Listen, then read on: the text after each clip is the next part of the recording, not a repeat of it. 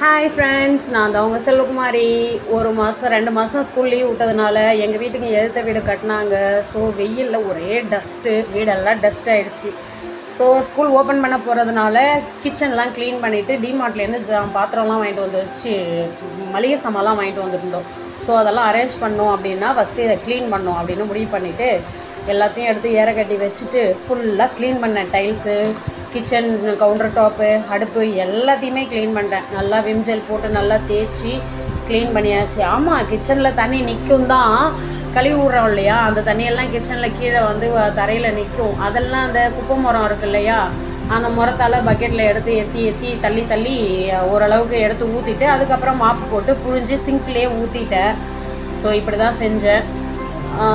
என்ன அப்படின்னா, க்ளீன் பண்ணாமல் உள்ளே வச்சா நமக்கு சரி வராது, எனக்கு செட் ஆகாது. ஒரு வாட்டி க்ளீன் பண்ணி மனசார க்ளீன் பண்ணிட்டேன்னா அதுக்கப்புறம் ஃப்ரைடே க்ளீன் பண்ண மாட்டேன். வியாழக்கிழமை நைட்டு எல்லாமே பூஜை சாமான்லாம் விளக்கும் போது அடுப்பாங்கரை கவுண்டர் டாப்பு எல்லாத்தையும் ஒன்ஸ் க்ளீன் பண்ணிவிட்டு கோலின் போட்டு அடுப்பு, அந்த குக்கர், ரைஸ் குக்கரு, கிட்டில் எல்லாத்தையும் கோலின் போட்டு லைட்டாக தொடச்சி வச்சுருவேன்.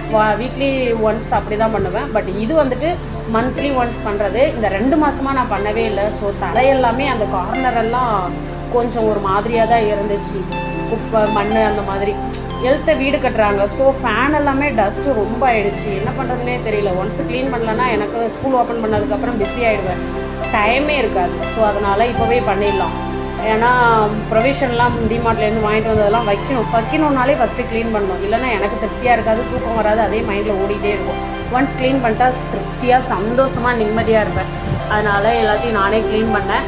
ஆல்ரெடி அந்த எண்ணெய் டப்பா அந்த இடம்லாம் க்ளீன் பண்ணிட்டேன். க்ளீன் பண்ணிட்டு தான் அந்த இடத்துல வச்சுருக்கேன். ஸோ அப்படியே தண்ணி ஊற்றி அலசி விட்டு க்ளீன் பண்ணிடலாம் அப்படின்னு இன்றைக்கி உட்காந்துட்டேன். கிச்சனும் பூஜை ரூமும் க்ளீன் பண்ணேன். பூஜை ரூமில் அப்படியே லைட்டாக சாமி ஃபோட்டோலாம் தொடச்சிட்டு கீழே மட்டும் இதெல்லாம் போட்டு தொடச்சிட்டு நல்லா தண்ணியை ஊற்றி வேணான்னு தண்ணியை ஊற்றிட்டேன். க்ளீன் பண்ண பக்கெட்டில் மொண்டாலும் பரவாயில்ல அப்படின்னு சொல்லிட்டு மொண்டு ஊற்றி எல்லாத்தையும் க்ளீன் பண்ணி எல்லா ப்ரொவிஷன்லாம் அடுக்கி வைக்கிறதுக்காக எல்லாத்தையும் க்ளீன் பண்ணிட்டேன். ஃபுல்லாக பூஜை ரூமும் க்ளீன் பண்ணிட்டேன். இவ்வளோ தான், வேறு எதுவும் இல்லை. அப்படியே ஒரு ரூமாக க்ளீன் பண்ணிடலாம் அப்படின்னு பிளான் பண்ணிட்டு இன்றைக்கி கிச்சனும் பூஜை ரூமும் க்ளீன் பண்ணிகிட்ருக்கேன். ஒரு பக்கம் துணியெல்லாம் மடித்து வைக்கணும். என் பசங்க அந்த 2 மாதமாக துணியை எடுக்கிறேன்ட்டு சுருட்டி வச்சுருக்காங்க கபோர்டெல்லாம். ஸோ அதெல்லாம் ஒரு நாளைக்கு க்ளீன் பண்ணிட்டு தேவையில்லாத இன்னர்லாம் நிறைய வீணாக போயிருக்கோம் இல்லையா, இன்னரு, ட்ரெஸ் எல்லாம் சின்னதாக போனது, கொஞ்சம் அங்கங்கே தையல் பிரிஞ்சது, இதெல்லாம் தூக்கி போட்டுடணும். குப்பைக்காரங்கிட்ட கொடுத்தா அவங்க யாருக்காவது கொடுத்துருவாங்க. ஸோ அப்படி தான் பண்ணுறது. ஸோ துணியெல்லாம் நாளைக்கு மடிக்கலாம். ஃபஸ்ட்டு இன்றைக்கி இதை பண்ணலாம் அப்படின்னு நினச்சிட்டு முடிவு பண்ணி க்ளீன் பண்ணிகிட்ருக்கேன்.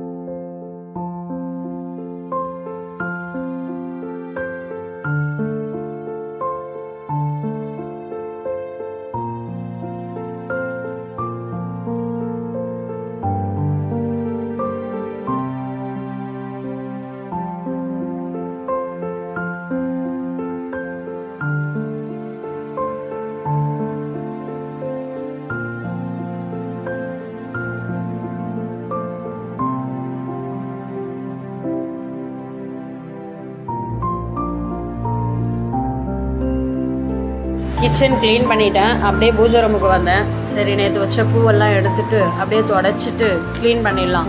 நான் பூஜை ரூம் வந்து மாப்பு போட்டு க்ளீன் பண்ண மாட்டேன். எல்லாமே கிளாத்து வச்சுருக்கேன், கிளாத்து வச்சு தான் க்ளீன் பண்ணுவேன். ஸோ அப்படியே தொடச்சிட்டு லைட்டாக பொட்டெல்லாம் வச்சு விட்டுட்டேன்.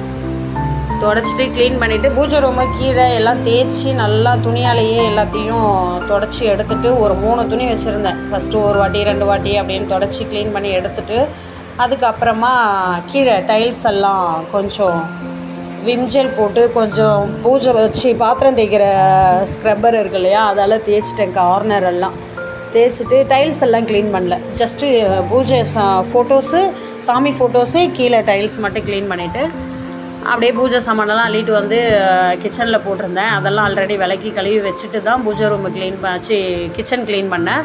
அதுக்கப்புறம் பூஜை ரூமை க்ளீன் பண்ணிவிட்டு அங்கங்கே அதை வச்சுட்டு பொட்டு வச்சு சாமிக்கெல்லாம் க்ளீன் பண்ணி முடிச்சிட்டேன்.